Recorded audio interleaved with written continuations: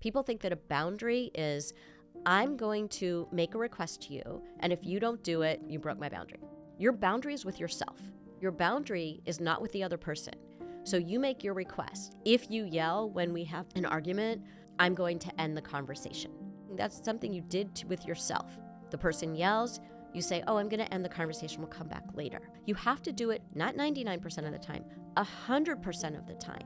Because if you only do it 95% of the time, the 5% of the time that you don't do it, the person thinks like, oh, it's cool, it's okay, like I can yell sometimes. We decide, we make that decision, like I'm gonna let this person yell this time. Why did you decide to let the person yell? What happened there? That was your decision.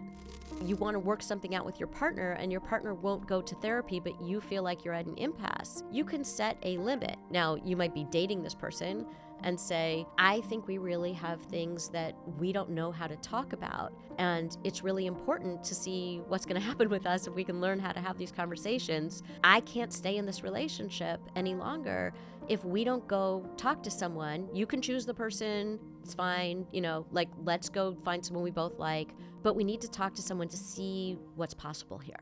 But that's your boundary. And then the person doesn't want to go or says no, and then you just stay in the relationship for another 6 months or a year or more. Well, that's on you. It's really about when you want to set a boundary. First of all, ask yourself, is it reasonable? Because a lot of times based on social media, I see all these boundaries out there. I'm like, people need to live. You can't just ask people to, live in these little fish bowls. Like, give them an aquarium. I think that sometimes people give an ocean where there's no boundaries, and sometimes people give a fishbowl where the boundaries are so restrictive that nobody can possibly honor your request. You need an aquarium. Everyone needs an aquarium. There's some room to be human and to live your life. Like, you can't just micromanage and control every aspect of another person's behavior. That's not healthy for either of you.